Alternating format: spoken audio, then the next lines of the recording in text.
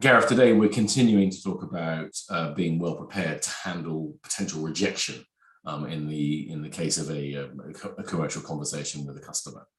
And we talked previously about preparing the right questions to shrink the no. What else can you do to be better prepared to face into some challenges that you might get? Yeah, I mean, we spoke before about, almost like stress testing your existing proposition. Well, I think there's another step as well, which is to have a look at those potential objections and then ask yourself a question, which is, well, how well do the things I've currently got in my proposal stack up to, overcome that objection?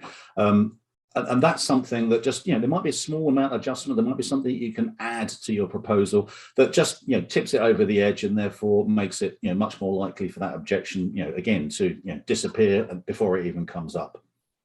And we've talked previously about reasons to say yes, which you load into your proposal. So all the reasons why you think that particular customer will buy that particular idea in that particular moment. How do they come into play when you're doing this pressure testing? That's exactly what we're talking about. If you've got a reason to say no, on one hand, what reasons to say yes have we've got to tip the scales in that advantage, if you like, so that the yeses are more powerful than the nos. And, so some examples that might make it more sense. So a common reason to say no might be your customer will say things like, well, I don't have the resources or time. It's a very common reason to say no that often comes up. Okay, well, if that's a no, what things could you do to help add resources, to your proposal that therefore tip the balance in your favour? Or, for example, customers may tell you, or you may sense, for example, that they have a lack of confidence about whether your solution will potentially work. Well, okay, well, lack of confidence. Well, what sort of things could you do in terms of adding reasons to say yes? Well, you might, for example, have got a case study about where it's worked previously. You could offer perhaps a limited trial, so it de-risks it for your customer.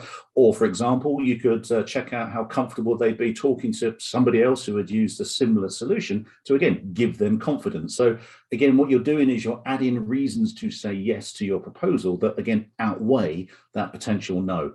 And, again, one of the things that's also good practice, of course, is we often can't see things because we're so close to it, the whole wood for the trees type of thing. It's often good to get what I call a devil's advocate, get someone who's not so close to your customer or so close to your proposal, get them to look at it and get them to stress test it, because other people, with a fresh pair of eyes will often look at your proposal and critique it and see things that maybe you haven't seen. And then again, that gives you an opportunity just to adjust where necessary. And I suppose it would be true to say that most people watching this video now would be, if they're working in a commercial team, they'll have plenty of people that can go and bounce things off, which of course, allows you to get out of the bag, so to speak, and play with it.